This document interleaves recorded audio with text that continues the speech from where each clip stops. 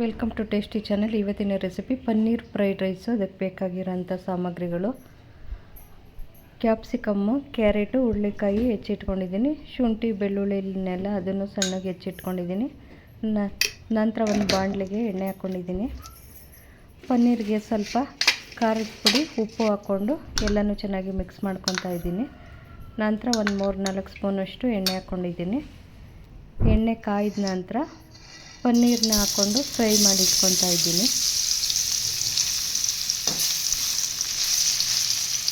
ಎರಡು ಕಡೆ ಫ್ರೈ ಮಾಡ್ಕೊತಾ ಇದ್ದೀನಿ ಪನ್ನೀರನ್ನ. ಈಗ ಫ್ರೈ ಆಗಿದೆ. ನಂತರ ಒಂದು ಬೌಲಿಗೆ ತೆಗೆದಿಟ್ಕೊತಾ ಇದ್ದೀನಿ.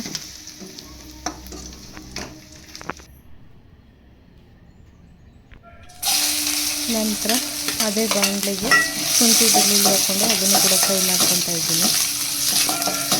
ಅದು ಫ್ರೈ ಆದ ನಂತರ ಕ್ಯಾರೆಟ್ ಹಾಕ್ಕೊಂಡಿದ್ದೀನಿ.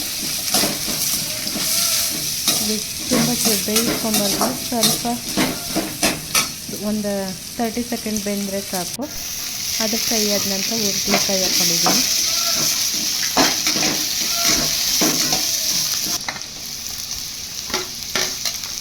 ಈರುಳ್ಳಿ ಕೂಡ ಹಾಕ್ಕೊಂಡಿದ್ದೀನಿ. ನಂತರ ಕ್ಯಾಪ್ಸಿಕಮ್ ಕೂಡ ಹಾಕ್ಕೊಂಡು ಫ್ರೈ ಮಾಡ್ಕೊತಾ ಇದ್ದೀನಿ.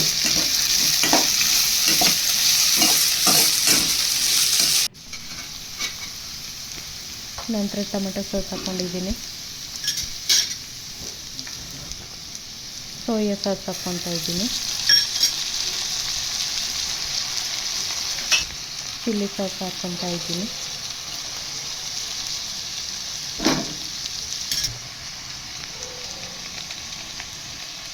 ನಂತರ ಪಿಜ್ಜಾನ ಹಾಕ್ಕೊತಾ ಇದ್ದೀನಿ. ಹಾಕ್ಕೊಂಡು ಎಲ್ಲನೂ ಚೆನ್ನಾಗಿ ಮಿಕ್ಸ್ ಮಾಡ್ಕೊಬೇಕು.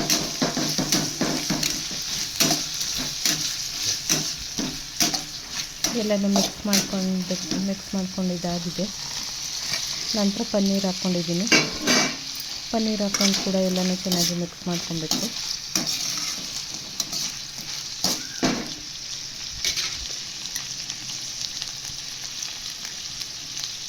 ನಂತರ ರುಚಿಗೆ ತಕ್ಕಷ್ಟು ಉಪ್ಪು ಹಾಕ್ಕೊತಾ ಇದ್ದೀನಿ. ಉಪ್ಪು ಹಾಕ್ಕೊಂಡು ಎಲ್ಲನೂ ಚೆನ್ನಾಗಿ ಮಿಕ್ಸ್ ಮಾಡ್ಕೊಬೇಕು.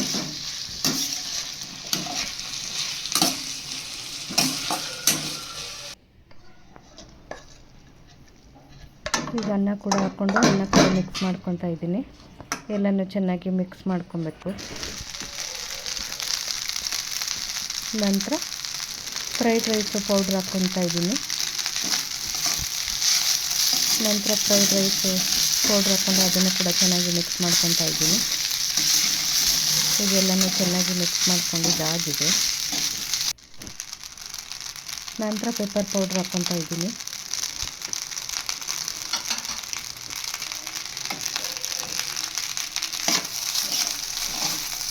ನಂತರ ಪೆಪ್ಪರ್ ಪೌಡರ್ ಹಾಕ್ಕೊಂಡು ಎಲ್ಲನೂ ಚೆನ್ನಾಗಿ ಮಿಕ್ಸ್ ಮಾಡ್ಕೊಬೇಕು. ಮಿಕ್ಸ್ ಮಾಡಿಕೊಂಡ್ರೆ ರುಚಿಕರವಾದಂಥ ಫ್ರೈಡ್ ರೈಸು ಸವಿಯಲು ಸಿದ್ಧ. ಪನ್ನೀರ್ ಫ್ರೈಡ್ ರೈಸ್ ಸವಿಯಲು ಸಿದ್ಧ. ಲೈಕ್ ಮಾಡಿ, ಶೇರ್ ಮಾಡಿ. ಯೂಟ್ಯೂಬಲ್ಲಿ ಕೂಡ ಸಬ್ಸ್ಕ್ರೈಬ್ ಆಗಿ, ಲೈಕ್ ಮಾಡಿ, ಶೇರ್ ಮಾಡಿ, ಫಾಲೋ ಮಾಡಿ. ಅದು ಮತ್ತೆ ಹೊಸ ವಿಡಿಯೋದೊಂದಿಗೆ ಬರ್ತೀನಿ. ಬಾಯ್.